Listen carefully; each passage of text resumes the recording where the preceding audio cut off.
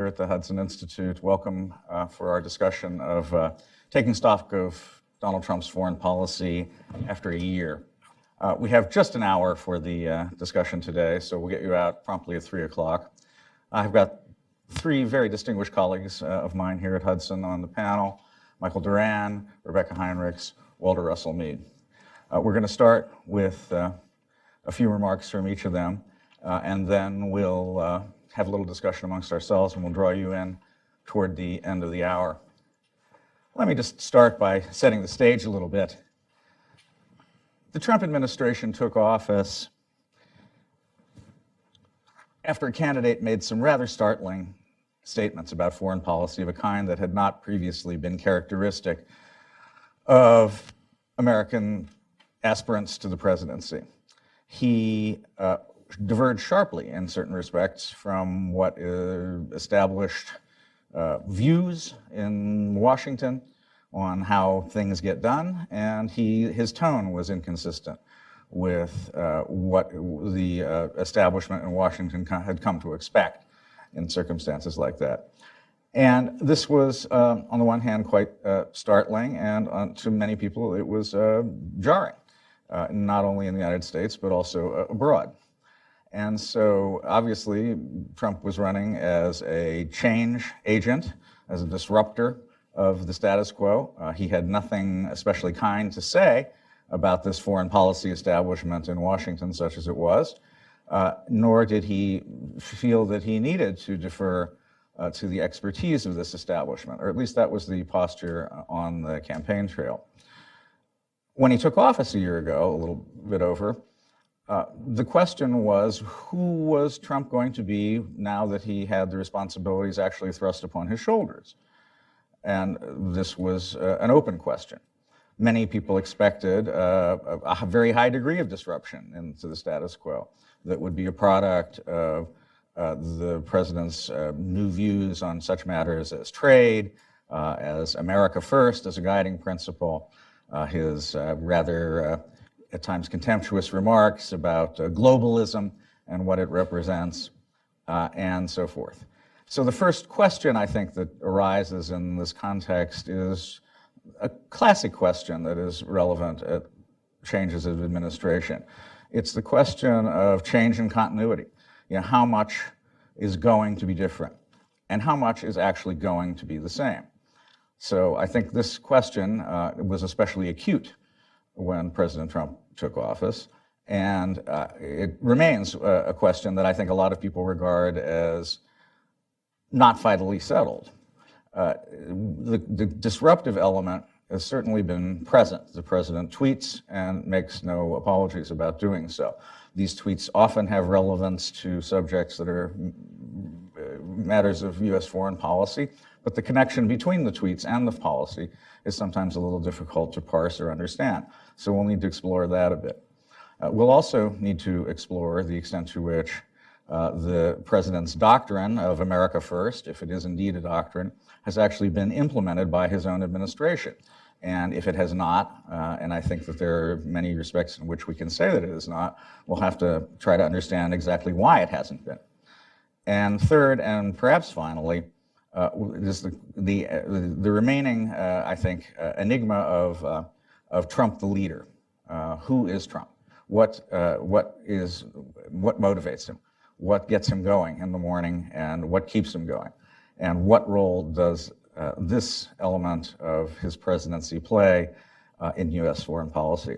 So as I said, I've got three terrific colleagues here, and I'll ask Michael Doran to start us off. We're going in alphabetical order. And Michael's specialty, of course, is the Middle East. And one element of quick change in the Trump administration's policy has been with regard to the Middle East. It seems to me fair to say that there was a fairly significant effort to reorient American policy in the Middle East, and that the divergence in policy between the Trump administration and the Obama administration is one of its most pronounced areas. But enough from me. Let's hear from the expert on the matter. Thanks, Todd. Thanks to all of you for being here. If we go back to the campaign, a lot of the things that Donald Trump said about the Middle East made the Middle East experts very uncomfortable. I guess all the experts are always uncomfortable with what he said. But his message was actually brilliant domestic politics, but it didn't make a lot of sense as policy. The message was, I'm going to give you more with less. I'm going to give you much more than Barack Obama, but with much less commitment of wasting of treasure and blood and treasure than George W. Bush. Barack Obama, he was weak, and he appeased our enemies. George W. Bush was not weak, but he went on these extravagant projects like democracy building in the Middle East that were a waste of time. Me, I'm a tough guy. I'm going to use our military where necessary. You'll remember he famously said, "I'm going to bomb the shit out of ISIS." So I'm going to be very tough with the military, but I'm going to use it in a very focused way, and I'm going to give you greatness on the cheap. Was sort of the message, which is, I think, as a domestic political message, was a brilliant message, and or at least one that struck at the heart of the concerns of a large percentage of the electorate, and helped him win the election. But then the question was, how do you translate that into policy? And here, I think, if you look at the continuity and change, there are two areas of massive change and one area of continuity. First of all, I'm talking about in the worldview. Let's talk about theology before we talk about policy. There are two areas where Trump and Obama differed greatly, and then one area where they were the same. The area where they were the same, let me start with that, is that they really have the same goal, both of them, which is to pull America back from the Middle East, keep it from having to get too deeply involved in these unwinnable wars in the region. And in particular, I think a deep fear on both sides, both in Obama and Trump, of being sucked into another Iraq in Syria. So there's a lot of continuity there in the outlook. The change is, first of all, how do you go about getting it? Because what Barack Obama wanted to do was create a concert system that would include not just our traditional allies in Europe and our allies in the Middle East, but also the Russians and the Iranians. So we're gonna sit in a round table. We're gonna be the conveners of a discussion with our partners, which include the Russians and the Iranians, and we're gonna convene the discussion around the round table, and we're gonna come to an agreement about how to handle the worst pathologies in the region, because we all have shared interests. The Russians and we and the Russians and the Iranians, we all want to destroy ISIS. We, the Russians and the Iranians, we don't like Sunni jihadism in general. None of us has an interest in stability. I'm not saying that this is actually the reality. I'm saying this is the worldview, and so on and so forth. Now, from Trump's point of view, I think from my point of view too, the problem with that was it just gave the Russians and the Iranians a pass. And they sat at the round table with us and they said, "Oh, this is great, this is wonderful, this is really the way to do things." And then they lapped up territory on the ground. And so they went on the march. All the while we told ourselves that sooner or later this is going to get better once they realized that we're really not out to get them. And they just pocketed all that we gave them and kept moving and kept moving along. So Trump's answer to that, where he, in policy terms, is I have to actually build up allies against the Russians and the Iranians, or I have to rebuild the alliances with my traditional allies, particularly Israel and Saudi Arabia, also Turkey, but Turkey's a very difficult actor in this regard. And so where that puts Trump, if you sort of want to compare him to other presidents, is I think the comparison is Richard Nixon after Vietnam. The Nixon doctrine was, we're going to build up local actors, allies, who are going to look after our interests so that we don't have to be there with our own people. So there's the kind of round table of Obama versus a rectangular table of Trump. The rectangular table is us and our traditional allies on one side and our rivals on the other side. Then the other area where there's a great difference between Trump and Obama is the understanding of the role of the Israeli-Palestinian conflict and the Arab-Israeli conflict in the region. Obama believed that it was a central strategic issue, he believed it was a central strategic issue. He believed that the greatest impediment to improvement of the conflict, to amelioration of the conflict, was Israel, our ally. And he believed that if we got some kind of advance in the peace process, that would have some sort of larger reverberation in the region. The people who believe this, there are lots of them, maybe some of you. I hope not, but sometimes it happens. They slip in here to Hudson.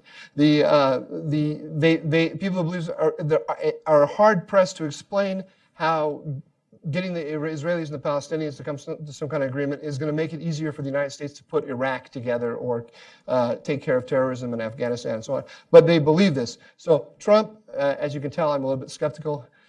Trump does not believe that, and I think Trump probably, although I'm not sure about this, probably would be more inclined to think that the difficult actor in the Israeli-Palestinian arena is the Palestinians and not the Israelis. Where I think that Trump and Obama are similar is that I think if Trump could get a deal on the Israeli-Palestinian conflict, he would love it. He would love to have the handshake on the White House lawn like Bill Clinton did with Rabin and Arafat. That would suit him wonderfully, and he may well try to do it. But he's not kidding himself that this is going to be some kind of great strategic victory. And I think there's a lot more to be said. Maybe just a couple lines, and then I'll pass it on to my colleagues about Syria.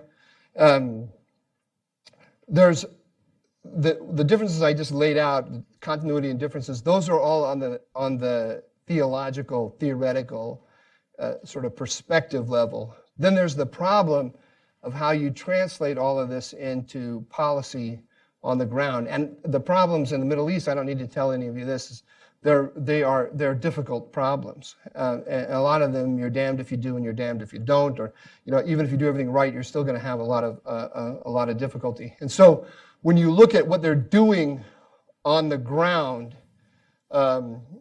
it often doesn't look like it's that much different.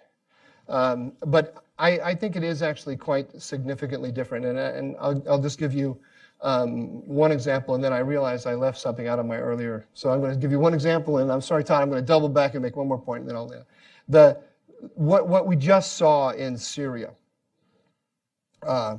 We just saw the United States kill just 2 weeks ago, up to possibly as many as 200 Russians. That we would not have seen under Barack Obama. Now, I don't want to overstate it, because Trump isn't out to kill Russians. He wants to reach out to Russia to a certain extent, just like Obama does. He doesn't have the roundtable idea that Obama had, but he doesn't see his job as driving Russia out of the Middle East. That is not his job. And the military action that we took in Syria was in response to a Russian and Iranian provocation. They put together a battalion from Deir ez-Zor. They started to move north. We have a line there for force protection purposes that we are policing. And the American military actually contacted the Russian military and said, "These guys are moving north. Are they yours?" And the Russian military disowned them because they're irregulars. They're the Syrian equivalent of the little green men in the Ukraine. And then we obliterated them. So it wasn't. It was, in a sense, a kind of defensive action. At the same time, simultaneously, there was a similar thing going on between the Iranians and the Israelis. The Iranians and the Russians were probing us from the south, and the Iranians were probing the Israelis by means of a drone. And the Israelis responded with a very powerful attack on Iranian positions in Syria. And we supported that. in the sense that we approved of it diplomatically. The two were not. We were not, though, knitted up with the Israelis in a joint strategy designed to push back against the Russians and the Iranians. And that's where there's a little. That's where the ambiguity lies in my mind when you go from the theoretical to the policy, in that the Trump policy is to contain Iran. The Trump policy is to contain Russia on the theoretical level as well. But there's this continuity between Obama and Trump of not wanting to get sucked into Syria. So yes, we want to contain the Iranians. Yes, we want to contain the Russians, but not so much that it's going to actually force us to commit troops. So you get a defensive posture toward the Russians and the Iranians that is much more aggressive, if there's such a thing to have an aggressive defense, than there ever would have been under Obama. But it hasn't been turned into any kind of offensive strategy. And then the last point that I forgot to mention the Iranian nuclear question. But I mentioned that Trump felt that Obama tilted toward our enemies and away from our allies. Trump is returning that, and that of course leads to a completely different policy on the nuclear deal, or does it? And we have rhetorically a completely different policy. We have a big decision coming up in May about whether to reimpose the sanctions on Iran, which would effectively mean leaving the JCPOA. If President Trump has already distinguished himself significantly from Obama on this issue, but he has yet to turn that into policy where you can say 100% that he's gone a totally different direction. I think he will. That's my best guess. But there's still at this stage a little bit of ambiguity there, and I'll stop. Okay, Michael, thanks very much. Rebeccah, change and continuity is my general frame on this. We have a national security strategy now that is very different in tone from previous ones. Very little in the way of affirmations of the principles of liberal international order, et cetera, much more focus on sovereignty, on American values, on national interest, et cetera. Sort out the question of continuity versus change for us on the national security and defense policy front. Sure, happy to. If I may, I think one of the things that would be helpful as we sort of mull this issue over is to think through how President Trump understands himself. I think that's key. Because a lot of us are trying to figure out, what is it that he's doing, but how does the president see himself? What does he think he's doing? If you go back to April 2016, candidate Trump gave this great foreign policy speech in which he said, my foreign policy will always put the interests of the American people and American security above all else. That will be the foundation of every single decision that I make. He went on to say, as time went on in American foreign policy, things began to make less and less sense. Logic was replaced with foolishness and arrogance, which led to one foreign policy disaster after another.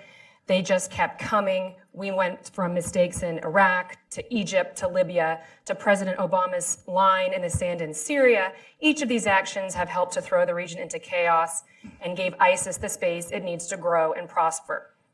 Very bad, Trump said. It all began with a dangerous idea that we could make Western democracies out of countries that had no experience or interest in becoming a Western democracy. That was the candidate, and those ideas you can absolutely see them reflected in the national security strategy, the national defense strategy, and then I would argue also in the nuclear posture review, and we will see it reflected in the forthcoming missile defense review. I like to think of these documents as Russian nesting dolls. I like that imagery, and because they all fit together, and each report that comes out gets more specific about what this is going to look like. And for those who keep saying, I always hear, oh yes, but everything that's going well in national security and foreign policy has nothing to do with Trump. It's just the adults in the room that are running things. And I'd say, but it's been, you can see the patterns from candidate Trump reflected in these documents. And so with that, I have three principles that I think have been consistent in the way these ideas have manifested themselves under President Trump. The first is that President Trump and his administration takes a pragmatic, in my view, more evidence-based view of governments abroad, and as such are not motivated by a desire to stir up discord and strife in the hopes of promoting democracy abroad. That should be obvious by now, but at least not for its own sake. And just to, everyone thinks of Iraq as being the big example for this, but really, this was something that defined everything that President Bush and his administration sought to do. So he often would rebuke governments, even that we had partnerships with and alliances with publicly about their human rights. Whenever he would go abroad or would talk about them, he would mention human rights. And he famously said in his second inaugural address, quote, "Eventually the call of freedom comes to every mind and every soul," end quote. This has, in my view, proven not to be true. Rather, tyranny, hate, and violence comes to enough minds and souls that we should not be so arrogant as to think that we can merely lift the weight of tyranny to allow a free people to be free and self-governing, if in fact that's not what they want or have practiced enough for themselves.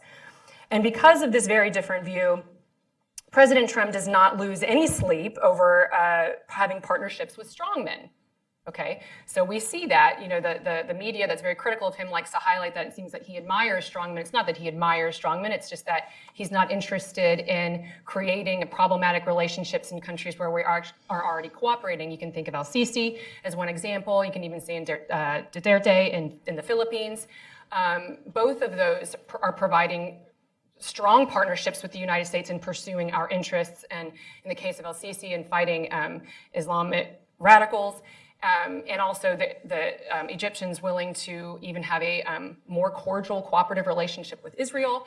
And in the case of the Philippines, I would just like to point out this is sort of an underappreciated point. I think the Philippines here, it increased their trade by 80% in 1 year from 2015 to 2016 with North Korea under Barack Obama.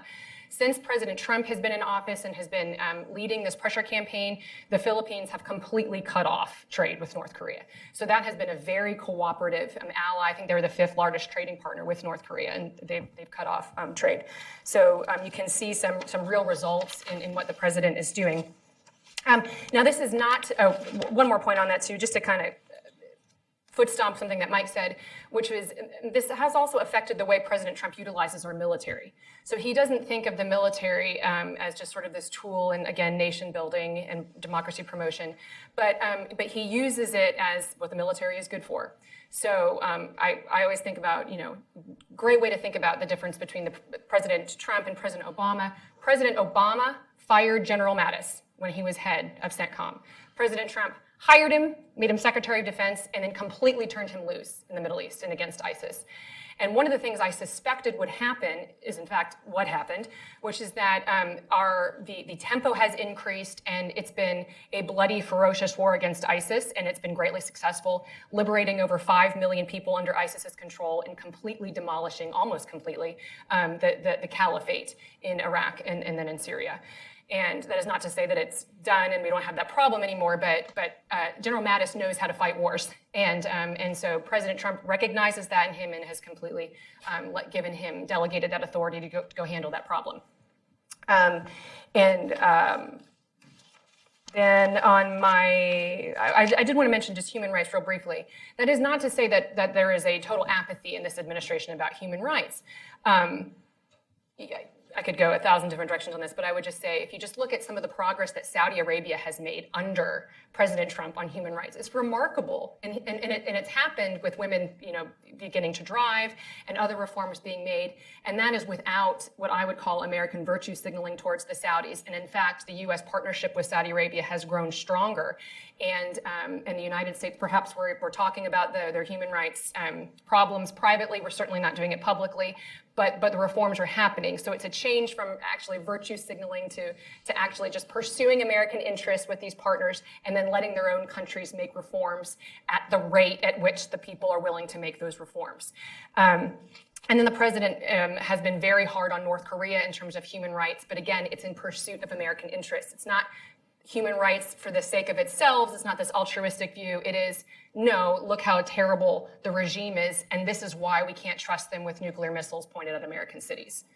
So you can see the difference between that and then just simply wanting to, overthrow the North Korean regime and look for regime change. That's not, in fact, what's happening.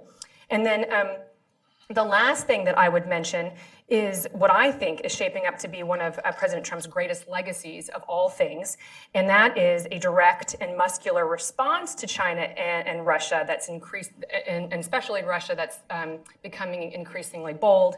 Again, to echo Mike, it isn't that we are looking for war, it's just that we are pursuing our interests and not backing down, in which those interests collide with those peer competitors. And so you can see that reflected in the national security, in the national defense strategies as well. But just to put a finer point on this, one of the things, I just loved this. I thought this was so remarkable when he did this. So, because I mainly focus on nuclear deterrence, nuclear weapons and missile defense and strategic weapon systems. And so it makes me a little bit nervous, if I can admit, when the president starts tweeting about nukes. But this is what he said. Before he was inaugurated, he said, "The United States must greatly strengthen and expand its nuclear capability until such time as the world comes to its senses regarding nukes." And that made everybody panic. His critics, in their usual immoderate way, accused the president-elect of foretelling the arms race that he intended to start. At one point, MSNBC anchor asked him about it. Not only did he not back down or try to massage what he said and change it and recast it, she said, "Isn't it going to be an arms race?" And he said, "Let it be an arms race. We will outmatch them at every pass and outlast them all." And then he has kind of dug down and stays and has doubled down on that position. He says that the U.S. arsenal has to be the top of the pack.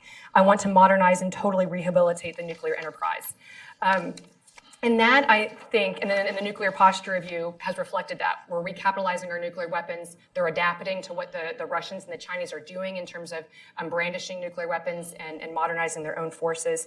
And then he also said that he wants to build a state-of-the-art missile defense system. And as I said, that's going to be reflected in the forthcoming missile defense review, I think.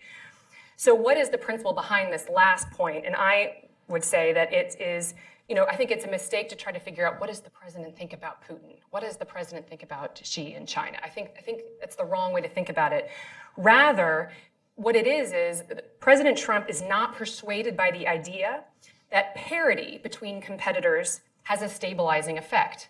That makes no sense to him, rightly so, because it doesn't.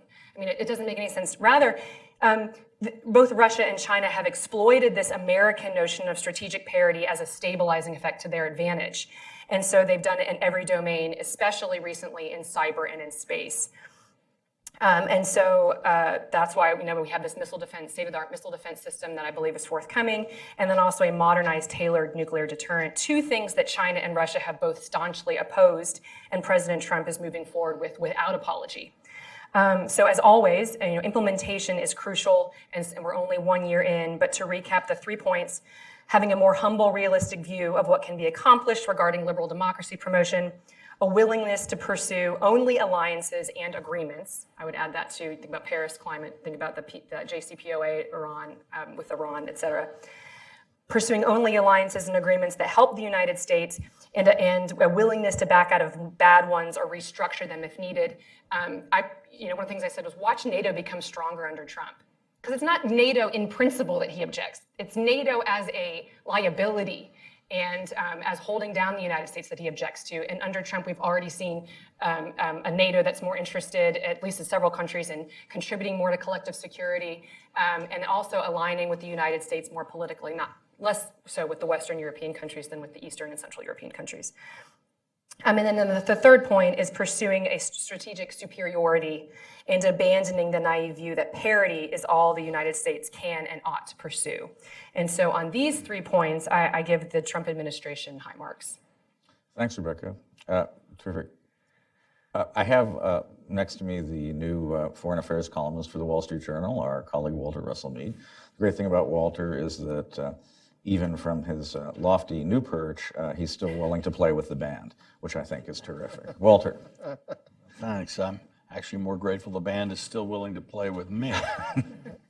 Well, it's a year into the Trump administration. One thing I think we've all learned is that time actually does change under certain conditions. This is probably the longest year in American politics any of us can remember.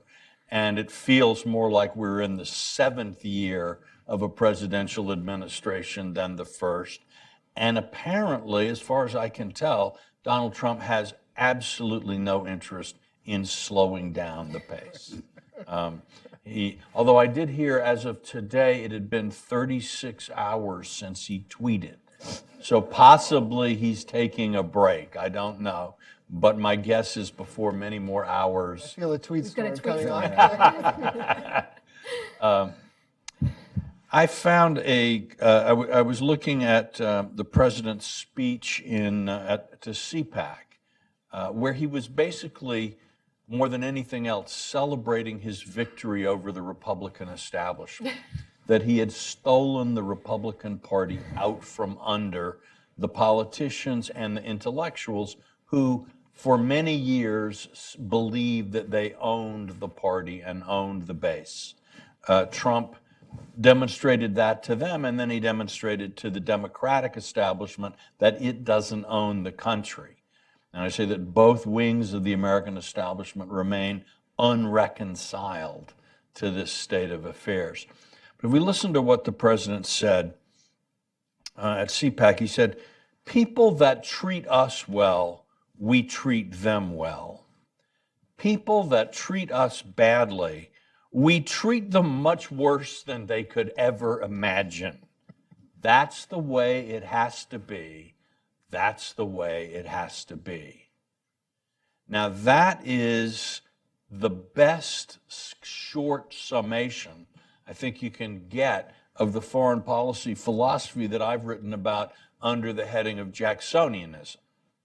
The sort of idea that America should be the best friend to its allies, should keep its word, but when people cross us, well, hello Hiroshima, hello Nagasaki, hello Dresden.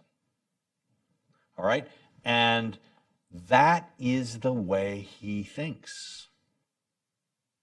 And it is, for some, it's such a sort of a raw statement that it's inconceivable that someone could think this. And yet, if you look back through American history, it's actually been a major recurring theme of the way Americans have engaged with the world, for better or for worse. So there would be nothing unfamiliar about that quote to say the Sioux Indians or the Spaniards in the War of 1898 or the Mexicans in 1845 or for that matter the people of Georgia when Sherman came marching through. So Trump has captured a theme in American culture and politics that on the one hand is utterly alien to the way most of the people in the American political and foreign policy establishments think about the way the world works, but which historically speaking has actually been one of the major constitutive elements in American power and its rise and uses around the world. Interestingly, Trump comes with this very out-of-the-box kind of thinking at a time when, to a lot of voters, the box seems to be collapsing around them. So the stable world order that was supposed to emerge at the end of the Cold War, this era, the end of history, the flat earth, all of those wonderful things, the march toward the liberal international order based on the irresistible surge of democracy, liberal capitalism, all of these things that really were the conceptual foundation of American foreign policy from the fall of the Berlin Wall to the end of the Obama administration. Trump simply doesn't believe in that, doesn't think the world works that way. I think one of the reasons he's president is because beginning in about 2013 or 2014, the world, the old way of thinking about the world, the end of history, the rise of international order, began to look like a less and less accurate description of the state of the world to millions of Americans. And so there was, on the one hand, a loss of faith in the establishment, and on the other hand, an impatience to see American foreign policy break out in new and different ways. And this is the movement that brought Trump into the White House, and I don't think it's a movement he is prepared at this point to abandon. I would suggest that we should not discount the chances that Trump's trade diplomacy is going to figure much more significantly in the next year of the administration than it did in the first. For President Trump, the trade, again, as the president looks at the way the world seems to be working, he said, well, the establishment told us that if we built this international trading system, the World Trade Organization, they used to give us all these numbers about how much richer every household in America would be. But you take even the Amtrak Acela going up between Washington and New York, you see these emptied out factories, these empty homes, destroyed, blighted neighborhoods. That doesn't look like the paradise that you told us we would be getting with the WTO. And then on the other hand, that this commerce would create democracy, would make China a responsible stakeholder in the international system. It looks to me, says President Trump, that China has used your WTO to become a hostile rival superpower to the United States. And now for decades to come, the American people are going to have to deal with the rise of China, which your trade policies helped enable. And you tell me I'm the idiot and you're the expert. That's Trump's way of engaging here. And I don't think that the description, speaking personally now, not in the voice of the president, I don't think that description I've just given you of the way American policy was intended or worked is a fully nuanced, well thought out version.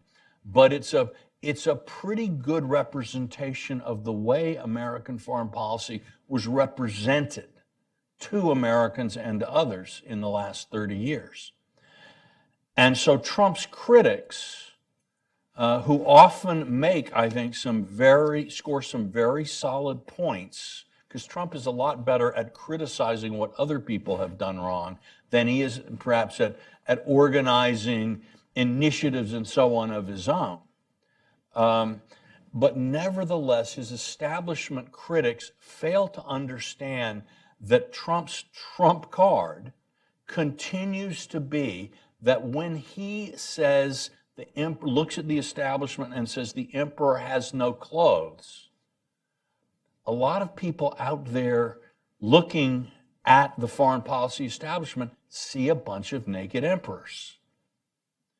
And as long as this remains the case, I think Trump's out-of-the-box, unorthodox, controversial, and often, frankly, poorly thought through and unlikely to succeed approaches to foreign policy will have far more impact and far more support than the grave, serious, thoughtful foreign policy establishment expects. So I think that's where we are at the end of year one. And it makes me think that we are headed for a very eventful year two.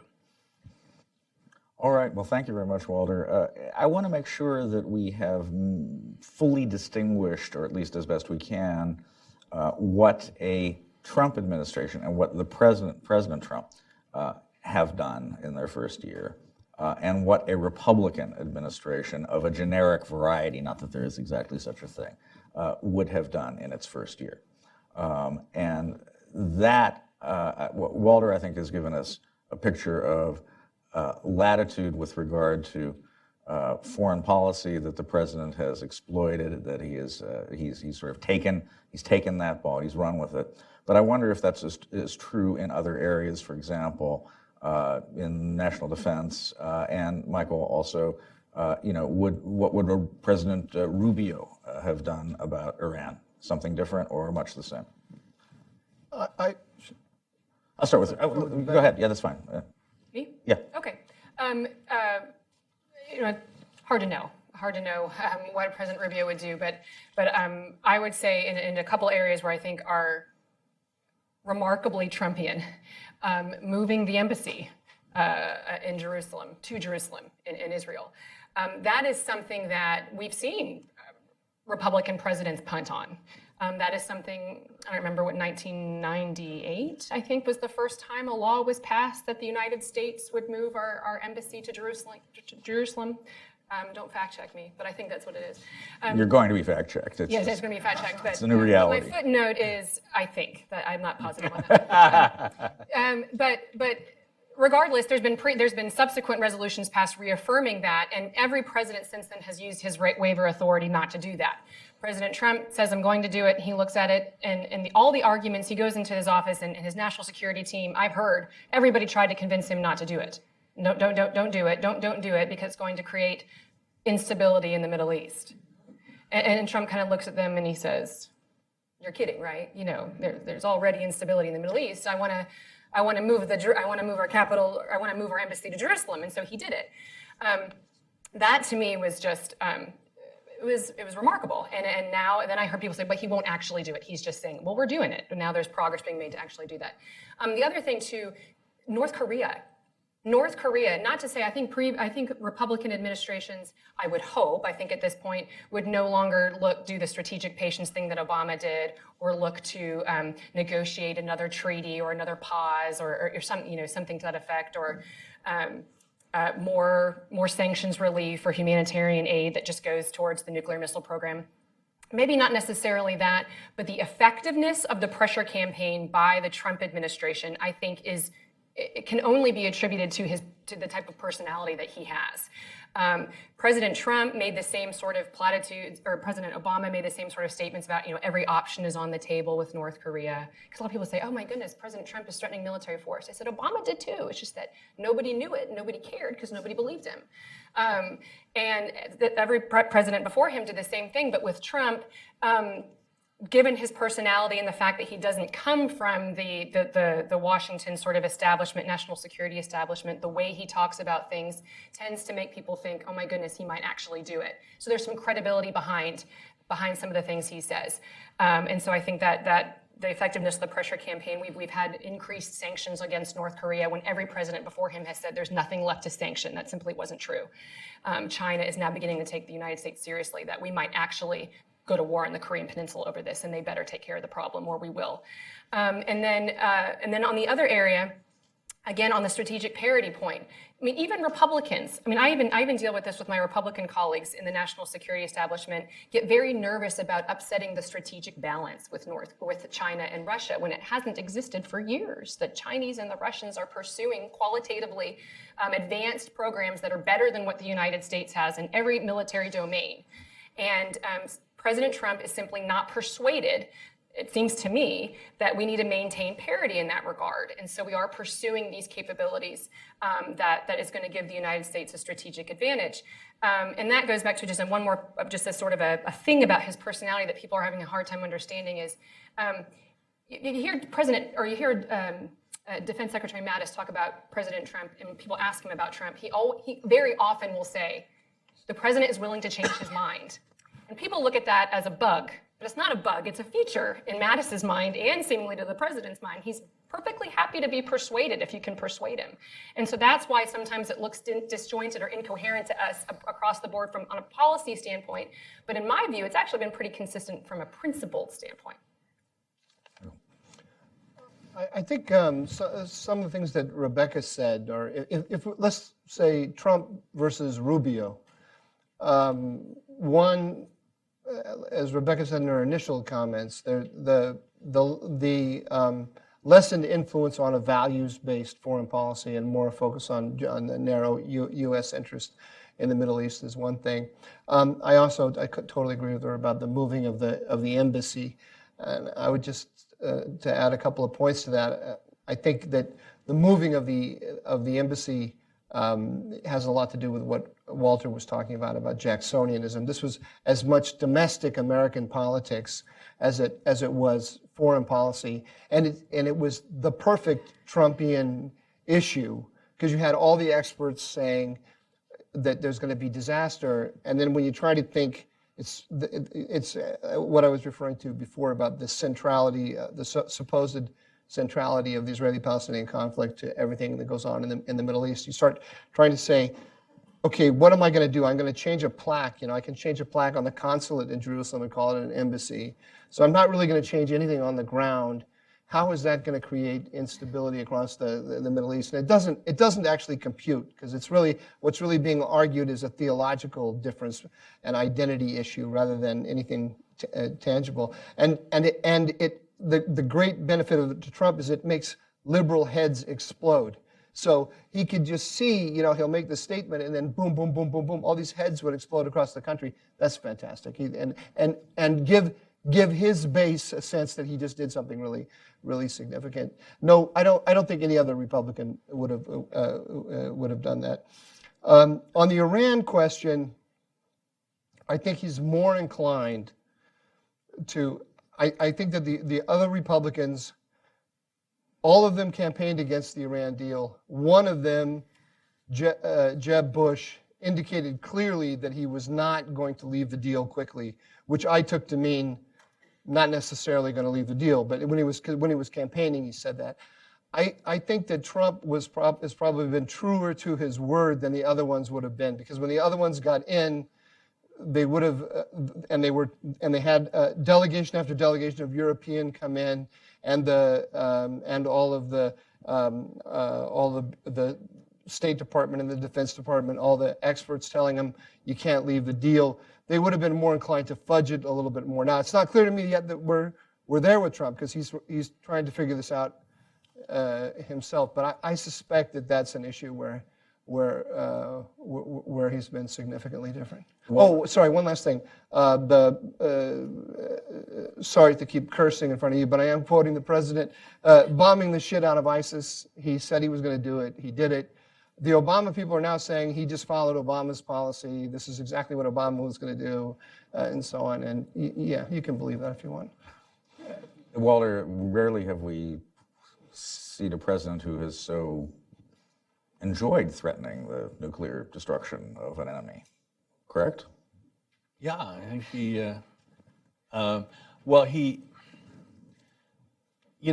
does feel, there was a moment in the 1980 campaign, and Ronald Reagan talks about, I forget if it was in a debate or in a speech, and Reagan says, I had a dream last night, and I saw Jimmy Carter.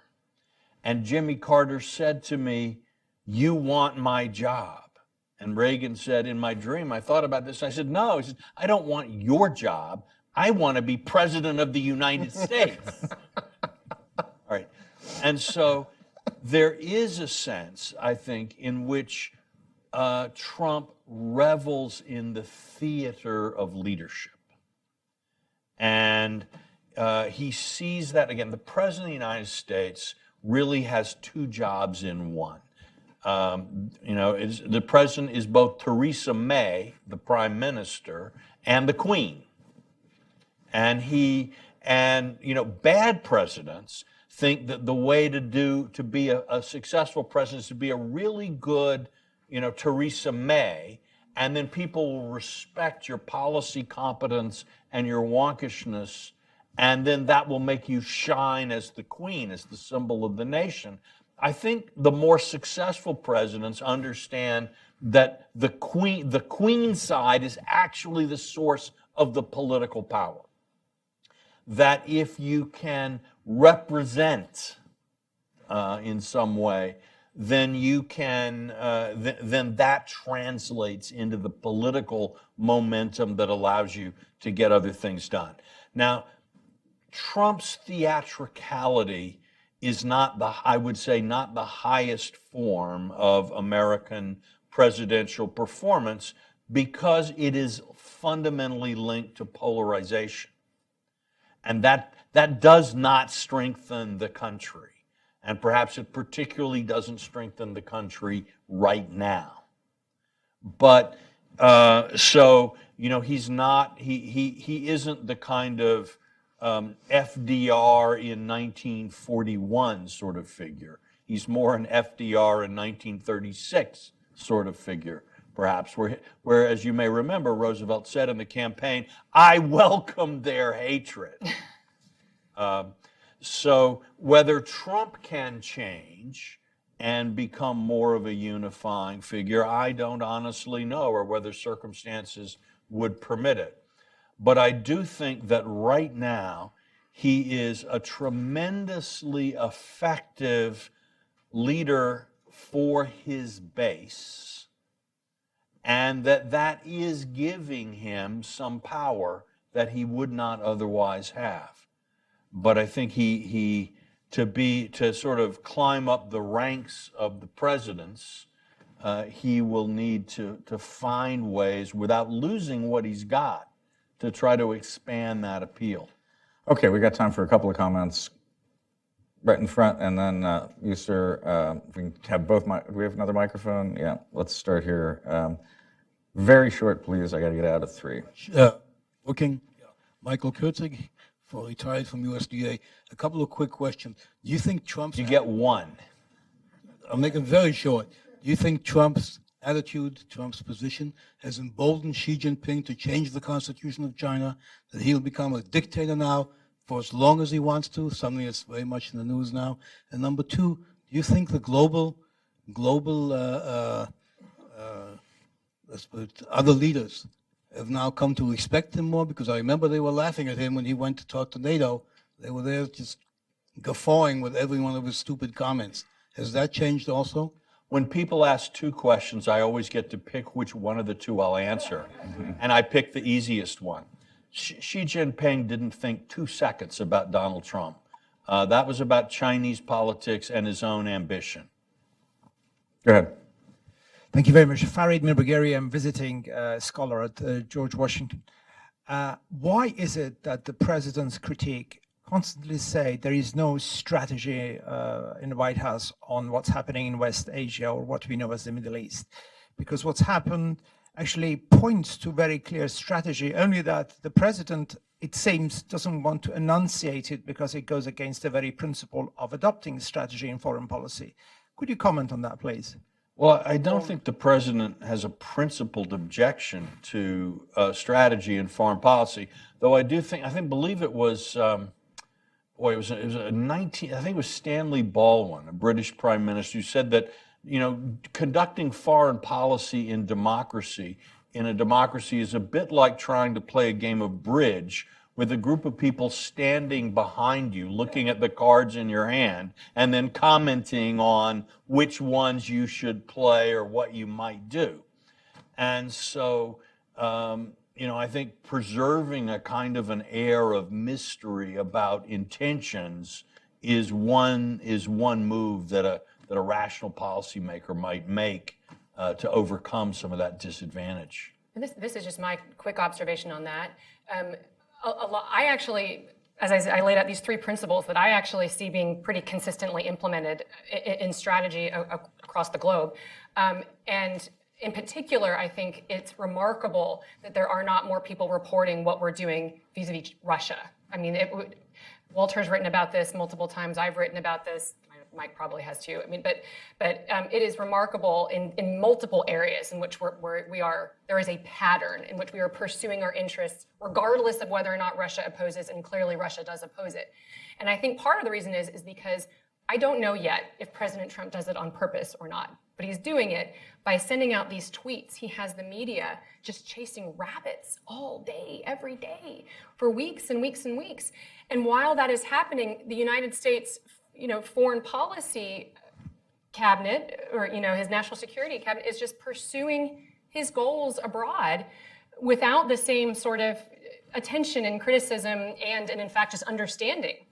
so I don't know. I mean, it seems to me it's happening long enough and consistently enough. It's got to be at least in part knowingly.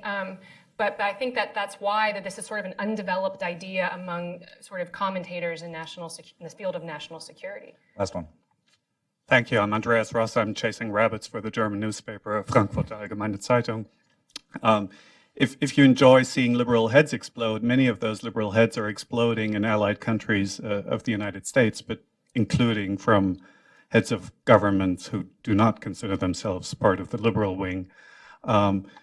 Are these all, I'm thinking Western Europe, I'm thinking Canada, I'm thinking Mexico, are all of these just allies that have no choice and they'll be in America's camp anyway and you're not worried about that? Or to what extent do you think that is a worry for U.S. foreign policy? I think that's a terrific question to begin the sweep down the panel to get us out of here at 3 o'clock. So, Michael?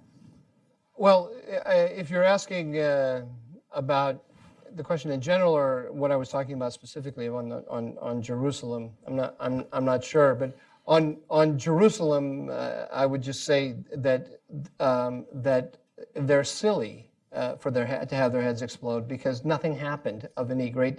It's of some significance, but in terms of affecting their interests, all the dire predictions that were made about violence in the streets and so on, it didn't come to pass. No significant change in the balance of power has taken place, and so on and so forth. So I would just say that to them, they should calm down because it wasn't that great big of a deal. Now, I agree with them to a certain extent. There is a way, there is a brashness and an abrasiveness that Trump engages in that I think is sometimes self-defeating. When he attacked the mayor of London, he got his message out about terrorism, but he made it difficult for the British to bring him over on a trip and so on, and that kind of thing. I wish he wouldn't do it for sure. But I think the whole world. I think that the leaders in Western Europe, they've been dealing with Vladimir Putin for a long time. Putin goes in under their noses and hacks their computers and carries out all kinds of problems. They managed to deal with him, right? The kind of challenge that Donald Trump poses to them, I think, is infinitesimal compared to the other kind of threats and challenges that they have to deal with. But the press in the United States and in Europe likes to take this infinitesimal challenge and turn it into a major issue between allies, which I don't really think it is. Rebeccah? Real quick, I would just say that, like Walter said, I hope that at some point he's able to maybe not be so self-defeating in some ways and can find ways to pursue what he's doing, pursue American interests, and do it in a way that is not so inflammatory.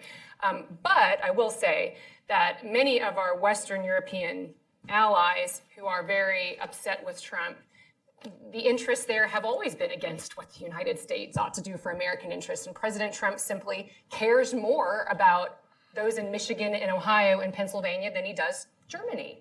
And I know that offends a lot of people, but he's unapologetic about that. And I think a lot of people just sort of got used to the American president speaking more altruistically about those abroad that are not his constituency. And so I hope with time that, again, NATO in particular, it's not just a military alliance. It's supposed to be a political alliance. And so on issues of migrant policy and, environmentalism and all these sorts of things that are of, that we differ, I hope that our European allies can just understand the president's going to pursue American interests, and we hope our allies will come along with us. Walter? All right. Well, look, I think Rebeccah made a couple of good points,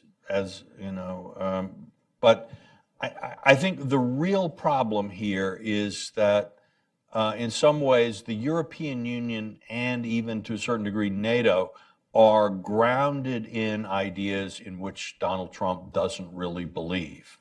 So that for Donald Trump, the United States, he would not, I think, necessarily agree with Maggie Thatcher that the United States is founded on an idea.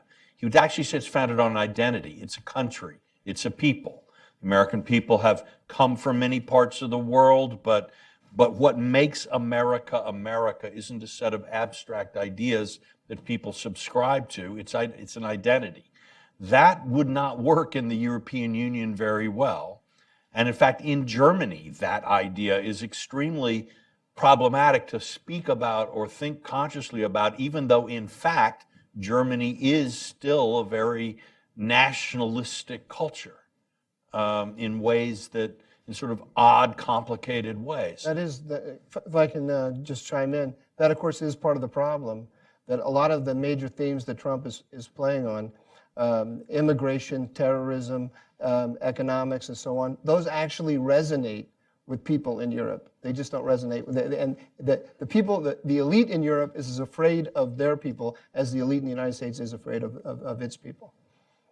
Well, you know, I mean, there are a lot of different forces at work here, but I think it is the case that there are certain political options that make sense in an American context that would be much harder to execute in a European context, just as there are some things Europeans can do that Americans would have a really hard time doing.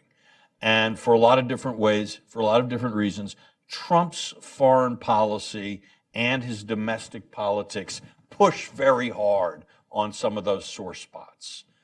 And whether, you know, again, good diplomacy, people used to say of Talleyrand that he could tell you to go to hell in such a way that you would ask him for directions. And, you know, this is clearly not a gift that President Trump has. Perhaps he will improve as time goes on. All right. Well, thanks to Michael Doran, Rebeccah Heinrichs, Walter Mead, Rebeccah especially for having the idea to put this panel together. Thanks to all of you for coming. I'm Todd Lindberg, and we'll see you next time.